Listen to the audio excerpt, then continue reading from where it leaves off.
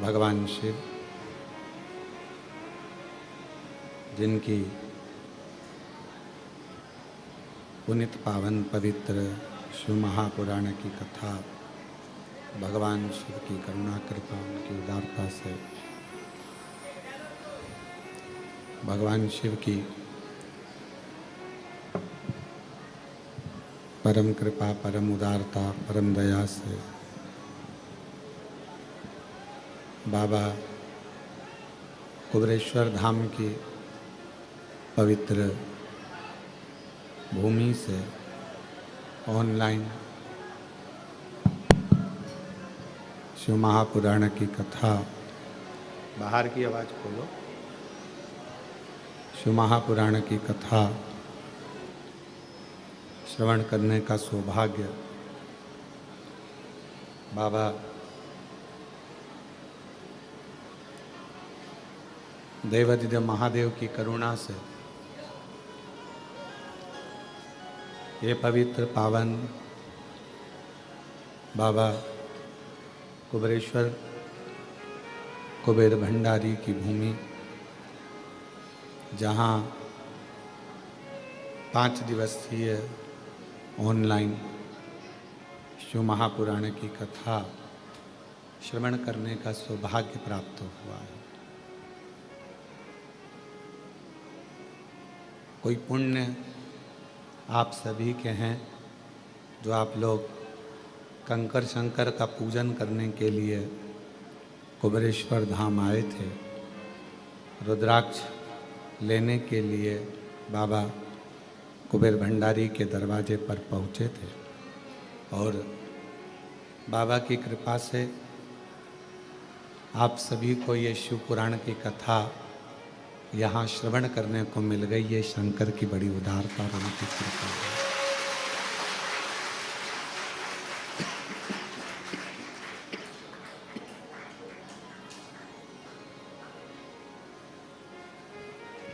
कहीं ना कहीं बाबा को जब करुणा करना होती है, कृपा करना होती है, तो ऐसे ही कृपा करता है। यजमान परिवार जिन्होंने आज व्यासपीठ का पूजन करा भाग्यशाली हैं, जो बाबा देवादिदेव महादेव के धाम पर आकर आपको आज का यजमान बनने का सौभाग्य प्राप्त हुआ। कहीं पूर्व जन्म का कोई पुण्य आपका प्रकट हुआ।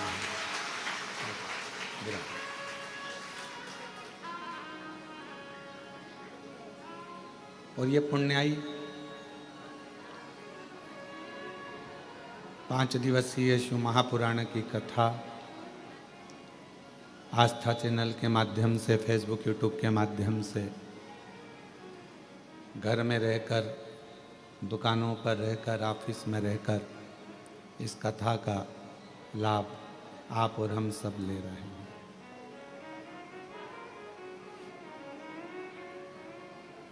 एक बहुत पुराना हमने सुना था कि चूल्हे के अंदर यदि एक छोटी सी भी चिंगारी रह जाती है, हवा लगते ही वो अग्नि हो जाती है।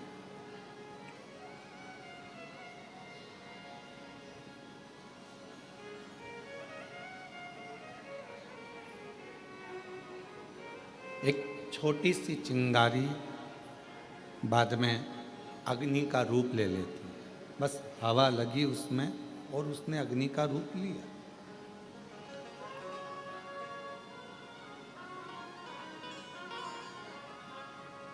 जैसे भट्टी में, चूल्हे में एक छोटी सी अग्नि रखी रहती है जिससे वो कभी भी प्रज्वलित कर ली जाए,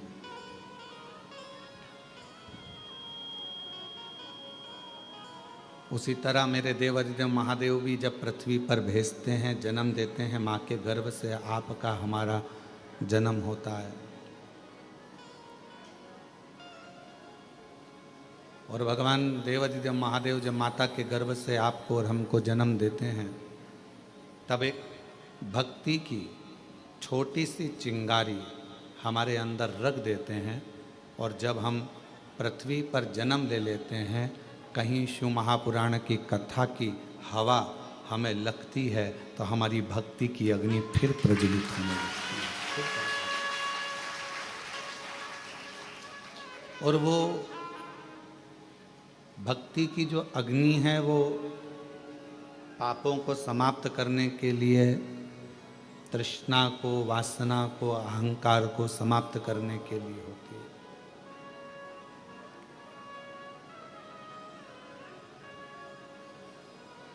यहां बैठकर आप कंकर शंकर का पूजन करें, 108 बैठकर 108 बार श्री शिवाय नमस्तुभ्यम का जाप करें।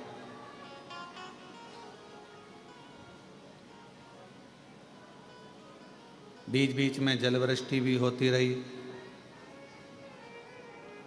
भजन करते रहे, स्मरण करते रहे, नाम जाप करते रहे, और फिर साथ में भगवान शंकर की कृपा से, करुणा से, उनकी उदारता से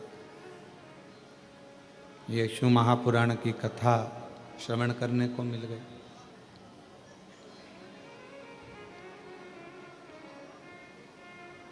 हमारे पूर्व का कोई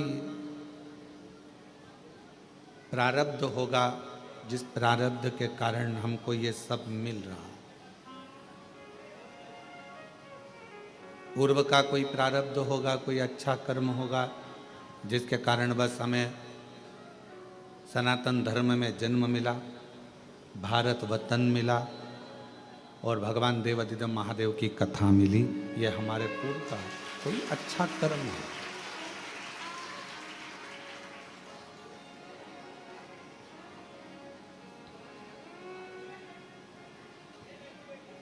दुनिया में कोई सा भी ऐसा धर्म नहीं है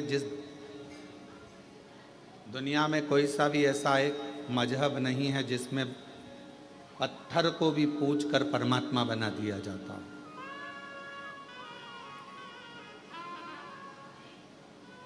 भारत की भूमि पर केवल एक सनातन धर्म ऐसा है, हिंदू धर्म ऐसा है जो एक पत्थर को भी पूज कर परमात्मा बना देते हैं और परमात्मा की आराधना कर रहे हैं।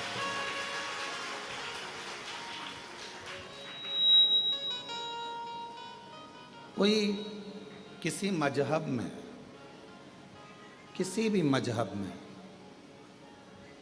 परमात्मा की पूजन कर कर, एक कंकर की पूजन कर कर, एक पाषाण की पूजन कर कर उसमें परमात्मा कैसे देखें?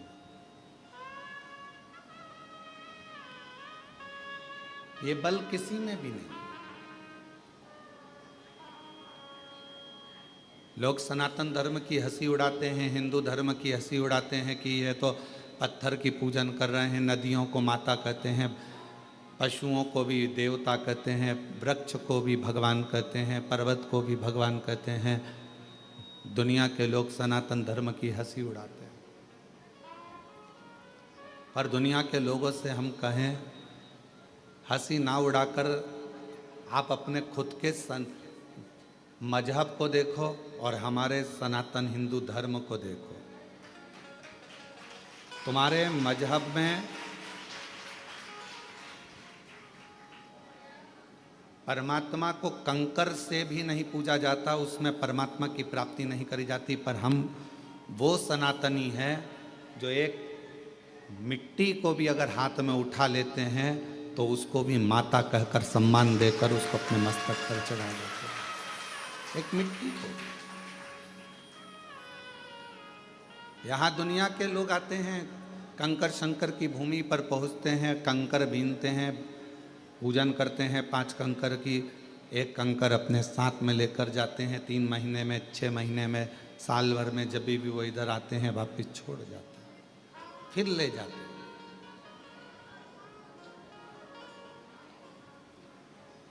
उसमें कोई आपका जो विश्वास है, आपका जो भरोसा है, आपकी जो दृढ़ता है, उस कंकर में शंकर को ढूंढने का प्रयास करते हैं।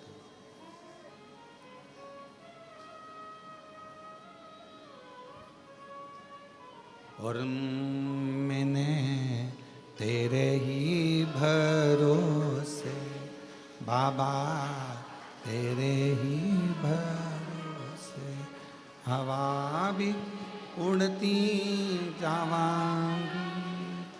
बाबा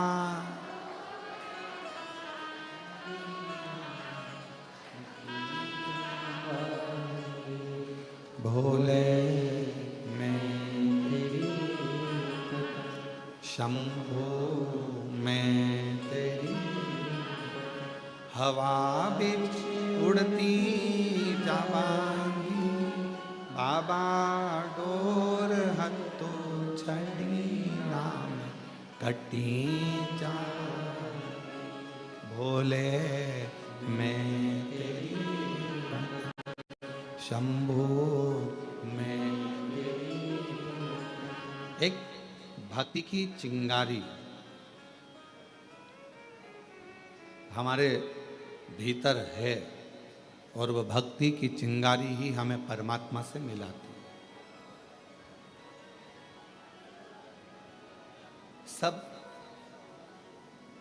शिव महापुराण को नहीं सुनते, सब शंकर जी के मंदिर नहीं जाते, सब कुबेरेश्वर धाम नहीं आते। कौन शिव महापुराण की कथा सुन रहा है, कौन शंकर जी के मंदिर जा रहा है, कौन कुबेरेश्वर धाम जा रहा है, कौन उज्जैनी, कौन विश्वनाथ जा रहा है, कौन गंगा को नहा रहा है, कौन आराधना कर रहा है, साधना कर रहा है। भगवान ने सबको अपने जिसके हृदय में भक्ति देकर परमात्मा ने भेजा और थोड़ी सी भी हवा उस भक्ति की चिंगारी पर पड़ी, परमात्मा ने उसको खींचकर कुबेरेश्वर धाम की धरा तक बुलाया। भगवान ने बुलाया और वो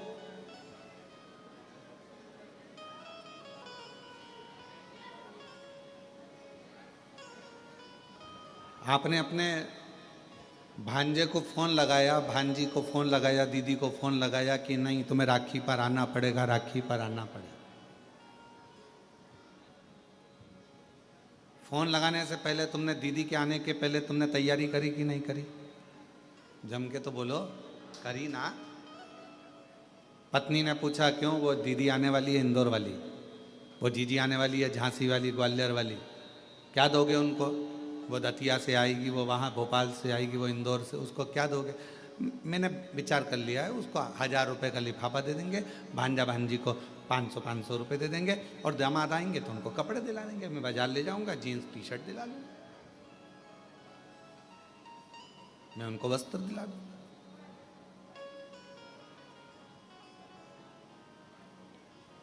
बहन को घर पर बुलाया, भांजे को घर पर बुलाया, उसके पहले तुमने व्यवस्था कर ली देने की। उसी तरह कुबेर भंडारी जिसको बुलाता है कुबेरेश्वर धाम पर, उसको देने की व्यवस्था पहले कर लेता है कि इसको मुझे क्या दे, मुझे क्या प्रदान करना है, मैं क्या दूंगा इसको। क्योंकि ये मेरे यहाँ आएगी और खाली अगर चली गई तो 10 जगह जाकर कहेगी हम तो कुबेरेश्वर धाम होकर आए थे, हम तो होकर आए, हमें बाबा ने दिया नहीं, हमको 3 महीने में वापिस जाना था, हमको दिया नहीं। उसके मन में भाव उत्पन्न हो।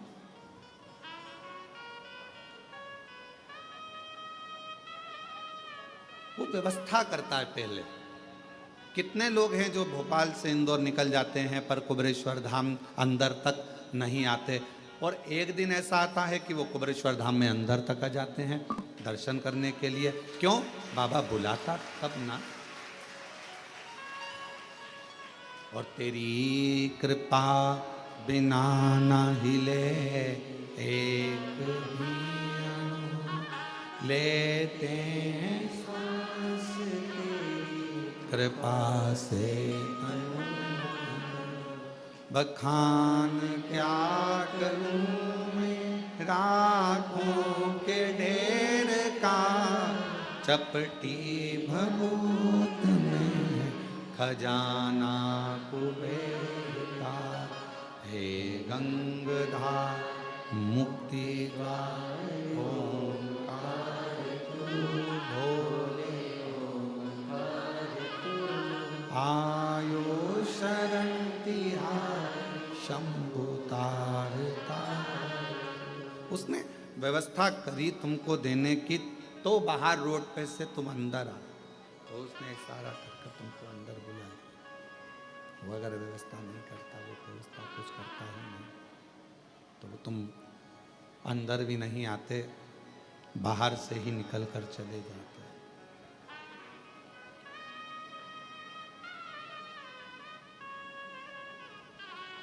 जो आया पहुँचे, बाबा का दर्शन किया, जल चढ़ाया, 108 बार श्री शिवाय नमस्तुभ्यम कहा, कंकर शंकर पूजन करी, मंत्र जाप किया, नाम जाप किया, स्मरण किया, तो शिव त्रिकालदर्शी कैलाशी अविनाशी भगवान शंकर करुणा क्यों ना करें, कृपा क्यों ना करें।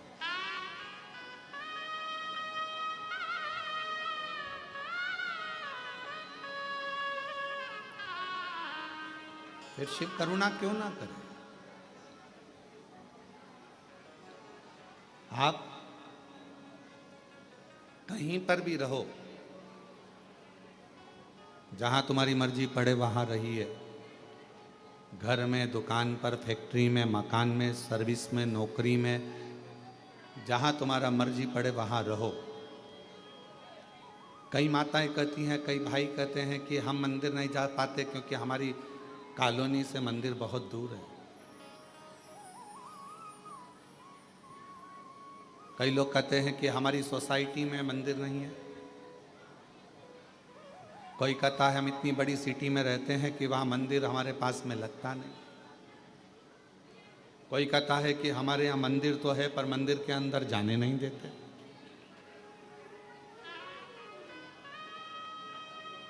हम मंदिर के अंदर भी नहीं पहुँच पाते। कई लोग हैं और कई तरह की बाधाएं भी हैं मनुष्य के साथ। ऐसा नहीं है कि हमने आपसे कह दिया कि एक लोटा जल चढ़ाने जाओ। साउथ के कई मंदिर ऐसे हैं जिसमें प्रवेश नहीं मिलता, अंदर जाने नहीं देते। और कई कई जगह ऐसी है जहां मंदिर ही नहीं है, बहुत पास में, नहीं जा पाते, बच्चे भी नहीं जा पाते। तो शिव महापुराण की कथा के वायव्य संहिता में एक बड़ी सुंदर बात कही, बड़ा सावधानी से सुनिएगा इस चरित्र। वायव्य संहिता में श्री वेदव्यास जी वर्णन कर रहे हैं, और वायव्य संहिता के अंतर्गत वेदव्यास जी कहते हैं कि अगर तुम मंदिर तक ना जा सको, तुम शिव पर एक लोटा जल चढ़ाने के लिए अपने नज़दीक के शिवालय में, देवालय में ना जा सकें, कोई मंदिर नज़दीक नहीं है, कोई शिवालय नज़दीक नहीं है, तो वायव्य संहिता में वेदव्यास जी कहते हैं कि अपने घर में यदि। क्या आप भी मार्केट्स में इन्वेस्ट करना चाहते हैं लेकिन कंफ्यूज्ड है अपने लिए? तो चिंता किस बात की, आज ही डाउनलोड करें ग्रो, इंडिया का बेस्ट इन्वेस्टमेंट ऐप, जिसमें है stocks, future and options, mutual fund, IPO और इसके अलावा और भी बहुत कुछ, जो कि आपकी इन्वेस्टिंग और ट्रेडिंग नीड्स को पूरा करता है। यहाँ पे आपका फ्री डीमैट अकाउंट मिनटों में खुल जाता है, पेपरलेस।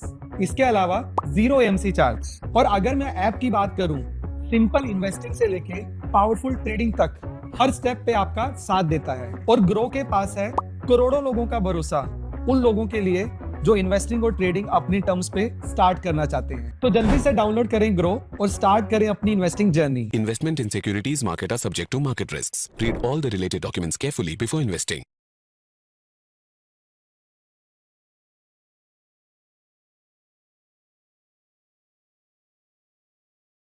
को बड़ा कर कर तुलसा जी का मंगल विवाह शालिग्राम जी से होता है। देव उठनी एकादशी पर शालिग्राम बाबा के साथ मंगल विवाह किया जाता है। वैसे ही बेलपत्र के पौधे को बड़ा कर कर उसको भी शिव को समर्पित किया जाता है, भगवान शंकर को समर्पित किया जाता है।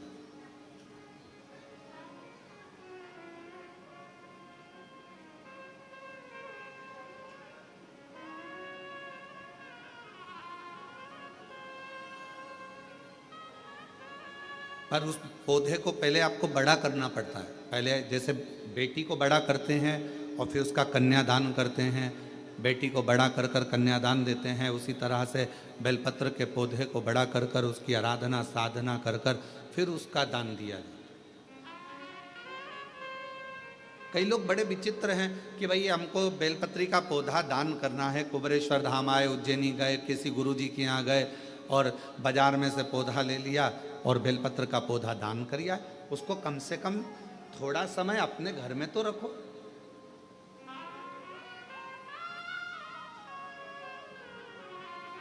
गौदान का नियम मालूम है आपको? कितना लोग जानते हैं गौदान के नियम को? गौदान का नियम होता है, कई लोग बेटी के विवाह में गाय दान करते हैं, कई लोग कोई शांत हो जाता है तो 12वें में 13वें में गाय दान करते हैं ना, गौदान करते हैं। तो उसका नियम क्या है? गौदान का नियम होता है कि गाय को अगर दादा परदादा के लिए दान कर रहे हो, वो चले गए, शांत हो गए, उनके 12वें में, उनके 13वें में, उनके 1 महीने के बाद अगर आप दान कर रहे हो, 12वें 13वें में दे रहे हो, या कन्यादान बेटी का कर रहे हो, उसमें गौदान कर रहे हो, या तुम्हारा मन हुआ का गौदान करना है हमारे पूर्वजों, तो पहले उस गाय बछड़े को अपने घर में रखकर उसकी सेवा करना पड़ेगी 1 रात्रि 2 रात्रि, उसके बाद गौदान करो। पहले उसकी सेवा तो करो।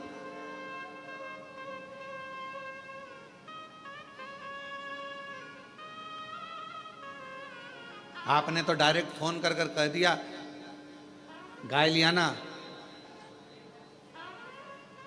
दान करना है। पंडित जी ने संकल्प छुड़ाया, गाय दरवाजे पर आई और 1 मिनट में संकल्प छूटा।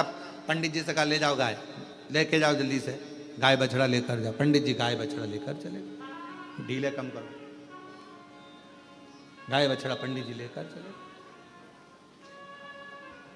ये श्रेष्ठता नहीं। तुलसा जी का पौधा घर में रखकर उसको पोषित कर कर बड़ा कर कर फिर शालिग्राम भगवान से विवाह कर कर फिर दिया। बेलपत्र का पौधा पहले बड़ा कर कर अपने घर में थोड़ा सा, नहीं ज़्यादा रख सकते तो 8 दिन 7 दिन 5 दिन 15 दिन 20 दिन 1 महीना 2 महीना 4 महीना 6 महीना जितना आपका रख सकते हो रखकर फिर किसी जगह पर लगाए। क्यों? क्या जरूरत है गुरुजी अपने घर में पौधे को रखकर फिर दान करना, अपने घर में पौधे को रखकर फिर कहीं लगवाना, अपने घर में पौधे को पहले परवरिश कर कर फिर कहीं उसको लगवाना? कारण क्या पड़ता है? कारण एक है, वायव्य संहिता शिव महापुराण की कहती है, अगर हमने किसी बेलपत्र के पौधे को अपने घर में रखकर 5 दिन 7 दिन 1 महीना 15 दिन 6 महीना उसको परवरिश करा तो हमारे घर का कितना भी नेगेटिवता, कितनी भी हमारे घर में कुछ भी गंदा हो रहा है, कुछ गलत हो रहा है, कोई गलत हो रहा है, कोई झूठ बोल रहा है, कोई पाप कर्म हो गया हमारे घर में, इस भूमि पर जिसमें हम रहते हैं उस घर में एनर्जी अगर नहीं है तो आपने उस पौधे को अपने घर में रखकर उसका परवरिश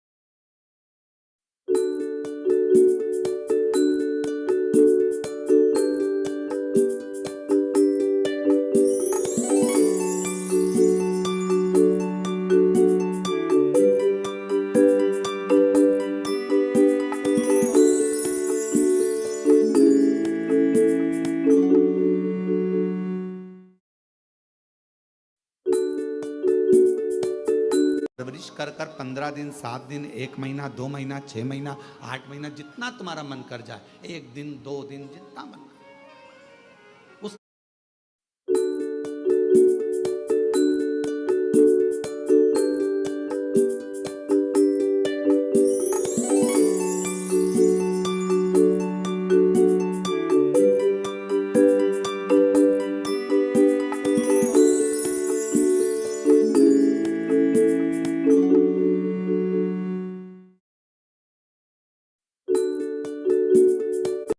पौधे को कहीं लगवा। क्यों?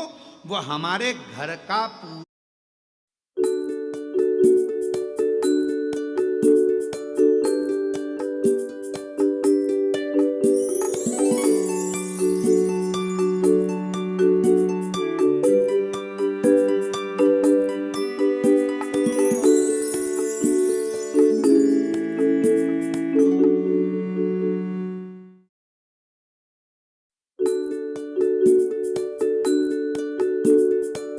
पूरा गलत जो भी विचार होंगे, गलत सोच, गलत विचार, गलत ऊर्जा, वो पौधा ग्रहण कर लेता है। बेलपत्र का पौधा अपने अंदर उतार लेता है, बेलपत्र का। और बाद में फिर वो बेलपत्र के पौधे को हम ले जाकर कहीं रोपित कर देते हैं तो उसकी ऊर्जा हमारे घर पर हमेशा रहती है, हमेशा। कैसे? इसके सत्य प्रमाण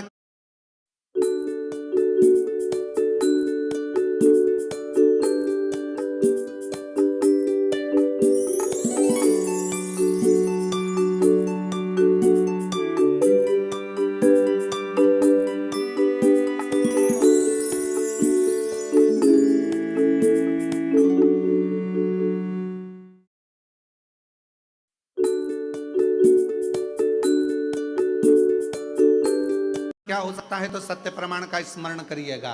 एक गाय को 5 दिन, 7 दिन, 9 दिन, 15 दिन अपने दरवाजे से रोटी दीजिए। 9 दिन रोज रोटी दो, 10वें दिन गाय तुम्हारे दरवाजे पर आकर खड़ी हो जाए। बोलो खड़ी होगी कि नहीं होगी? जम के तो बोलो, खड़ी होगी ना। गौ माता को तुमने रोटी दिया, अब गाय रोज आकर तुम रोटी खा रहे, 2 दिन, 3 दिन, 5 दिन तुमने रोटी दिया तो गाय आकर खड़ी हो जाएगी।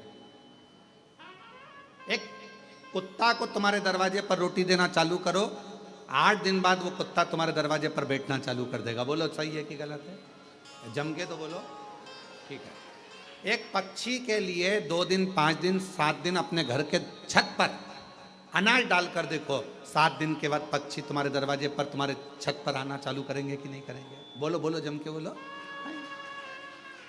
पक्षी आ रहे हैं, गाय आ रही है, कुत्ता आ रहा है, किसी को दे रहे हो आप तो वो आ रहा है। उसी तरह जब हम हमारे घर में एक बेलपत्र के पौधे को बड़ा करते हैं और बड़ा करने के बाद उस बेलपत्र के पौधे को तुम कहीं पर भी, इंदौर में रहते हो, सीहोर में आकर तुमने लगा दिया, खरगोन में रहते हो, बरहानपुर में जाकर लगा दिया, ग्वालियर में, तुम्हारा मन पड़े तुम अपने घर के आसपास में भी कहीं पर भी उस पौधे को, तुम रहते यहाँ हो 200 मीटर की दूरी पर, 500 मीटर की दूरी पर, 5 किलोमीटर पर, 10 किलोमीटर, कहीं पर भी जाकर उस पौधे को लगा दो।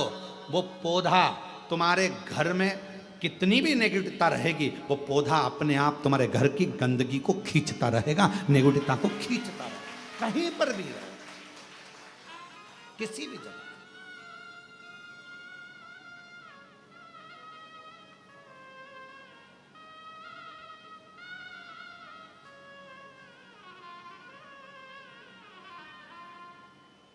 उस ऊर्जा को वो पौधा अपने पास की ऊर्जा को देता रहता है, देता रहता है। और सरल भाषा में समझो, वायव्य संहिता को, व्यास जी महाराज द्वारा रचित शिव महापुराण की वायव्य संहिता और सरल भाषा में समझो। बेटी को शादी कर दिया, बेटी चली गई अमेरिका, ठीक है। अमेरिका में जाने के बाद, अमेरिका में पहुंचने के बाद बेटी को तुम्हारी याद आ रही कि नहीं आ रही है? जम के बोलो जरा। आ रही। तुम्हें बेटी की याद आ रही कि नहीं आ रही है? आ रही। याद आ गई तो वो कभी ना कभी तो तुमसे फ़ोन पर बात करेगी, मम्मी कैसी हो, मैं पहुंच गई हूँ, अच्छे से हूँ, अभी कितनी बज रही है तुम्हारे इंडिया में, हमारे यहाँ तो ये टाइम हो रहा है। बेटी से बात करो उसकी, अर्थात वो अपनी ऊर्जा से तुम्हारी ऊर्जा की ओर अग्रसर। अपने घर में रखे हुए बेलपत्र के पौधे को अपन ने जो पाला है, जो अपने पौधे को पोषित किया है, बड़ा किया है, 6 महीना, 2 महीना, 15 दिन, 1 दिन, 8 दिन, जितना भी तुम रखे हो, उसके बाद तुम कहीं पर भी जाकर लगाओगे, तुम्हारे घर का जो गंदगी होगी, जो दुख होगा, जो तकलीफ होगी, वो पौधा उसको खींचते चले जाएगा और अपनी ऊर्जा देता चला जाएगा। अपनी ऊर्जा। एक बेलपत्र में कितना बल है, कितना, एक बेलपत्र की ऊर्जा में कितना बल है। एक पत्र है, अच्छा है, देखिए।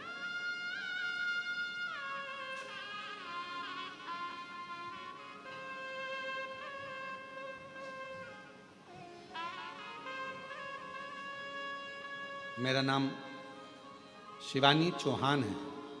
मैं रहने वाली निवासी मनासा जिला देवास से आई हूँ। मनासा जिला देवास से आई हूँ। कहीं बैठी हो तो पीछे से आकर बेलपत्र प्राप्त कर सकती हूँ। गुरुजी, मेरे बच्चेदानी में गठान हो गई थी। मैंने सोनकच्छ, देवास, उज्जैन सब डॉक्टरों को दिखाया, सबने ऑपरेशन का बोला था। फिर मैंने शिवजी पर चढ़ा हुआ जल और बेलपत्र को खाना, डीले कम करो डीले, बेलपत्र खाना शुरू किया। शिवजी पर चढ़ा हुआ जल और बेलपत्र खाना शुरू किया। फिर मैं 5 दिन के बाद डॉक्टर को बताने गई तो उन्होंने बताया कि गठान गल चुकी है, ऑपरेशन की कोई जरूरत नहीं है। ये पत्र, ऑपरेशन की कोई जरूरत नहीं, गठान गल गई।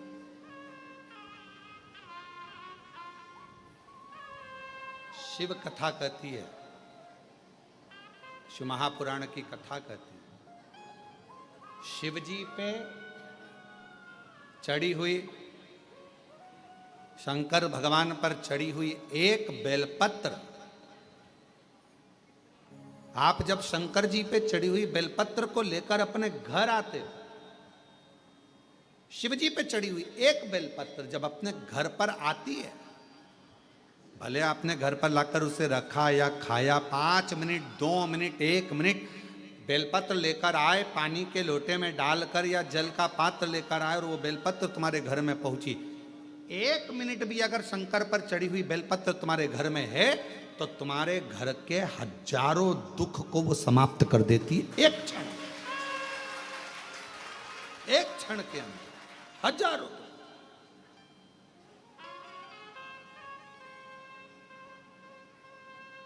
एक पत्र और है, देखिए, अच्छा है, बहुत अच्छा।